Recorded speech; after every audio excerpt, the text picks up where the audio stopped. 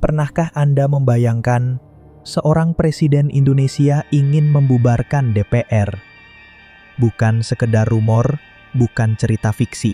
Itu benar-benar terjadi pada 23 Juli 2001. Malam itu, suasana politik Indonesia memanas. Media dipenuhi isu korupsi, DPR sibuk menekan presiden, dan rakyat kebingungan dengan arah bangsa. Di tengah pusaran konflik itu, Abdurrahman Wahid atau Gus Dur mengambil langkah yang mengejutkan, mengumumkan dekrit untuk membekukan DPR dan MPR. Keputusan yang tak pernah terpikirkan sebelumnya dalam sejarah Indonesia. Langkah yang membuat para politisi kaget, militer terdiam, dan rakyat bertanya-tanya, apakah Indonesia sedang menuju perubahan besar atau justru krisis yang lebih dalam? Inilah drama politik paling kontroversial pasca reformasi. Saat Gus Dur, Presiden keempat Republik Indonesia, berani menantang DPR dengan satu kalimat, bubarkan DPR.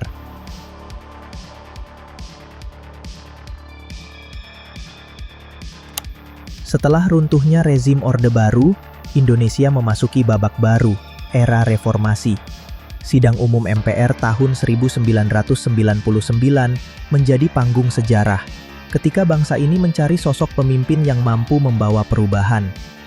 Dari proses politik yang penuh tarik-menarik, muncul nama Abdurrahman Wahid atau Gus Dur. Ia terpilih menjadi Presiden keempat Republik Indonesia melalui kompromi antar partai. Banyak yang menaruh harapan besar. Gus Dur dikenal sebagai tokoh pluralis, pembela demokrasi, dan simbol keberanian melawan pemerintahan yang otoriter. Namun sejak awal, posisinya tidak pernah benar-benar kuat. Gus Dur bukan berasal dari partai besar. Ia hanya ditopang oleh koalisi rapuh, gabungan kepentingan yang bisa berubah arah sewaktu-waktu. Dengan dukungan yang begitu cair, langkah Gus Dur di kursi kepresidenan sebenarnya sudah penuh risiko, bahkan sebelum ia benar-benar mulai memimpin. Begitu menjabat, Gus Dur menunjukkan sikap berbeda dari presiden-presiden sebelumnya. Ia ingin memimpin dengan independen, tidak tunduk begitu saja pada tekanan partai-partai politik. Bagi Gus Dur, negara harus dijalankan untuk rakyat, bukan untuk segelintir elit. Tetapi kenyataannya, pada masa itu banyak partai lebih sibuk menjaga kekuasaan, mengamankan kepentingan, dan melindungi kekayaan para elitnya. Rakyat seringkali hanya dijadikan alat, bukan tujuan.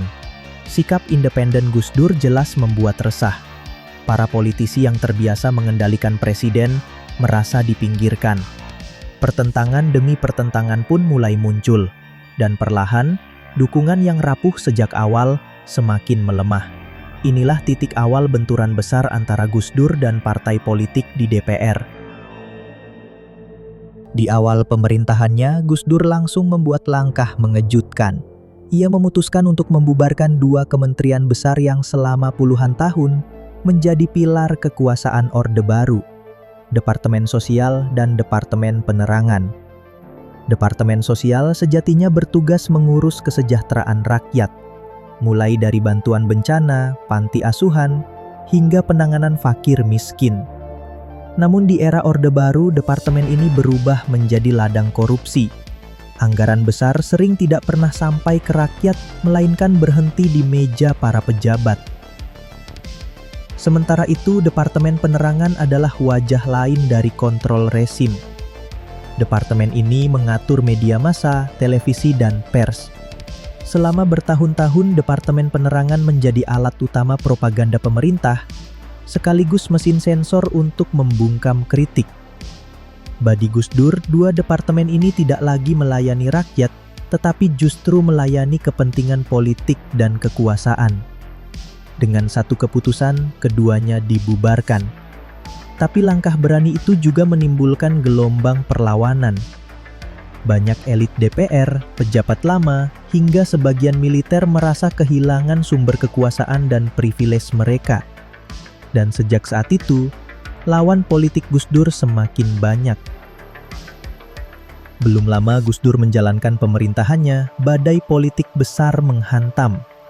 Dua skandal muncul ke permukaan yang kemudian dikenal dengan nama Bulogate dan Brunegate. Bulogate adalah tuduhan bahwa Gus Dur menggunakan dana dari Bulog senilai 35 miliar rupiah. Sementara Brunei Gate adalah kontroversi terkait sumbangan 2 juta dolar Amerika dari Sultan Brunei yang dianggap tidak jelas penggunaannya. Padahal hingga saat itu tidak pernah ada bukti hukum yang benar-benar kuat untuk menjerat Gus Dur. Namun di dunia politik persepsi sering lebih berbahaya daripada fakta. DPR menjadikan kedua kasus ini sebagai senjata. Media besar menyiarkan isu itu terus-menerus, menciptakan opini publik bahwa Gus Dur adalah presiden yang bermasalah. Kepercayaan rakyat pun perlahan goyah. Bagi lawan politiknya, Bulogate dan Brunei Gate adalah amunisi sempurna untuk melemahkan Gus Dur dan menyeretnya semakin dekat ke jurang lengser. Dua skandal yang terus diberitakan membuat posisi Gus Dur kian goyah. Di Senayan, suara untuk menjatuhkannya makin keras terdengar.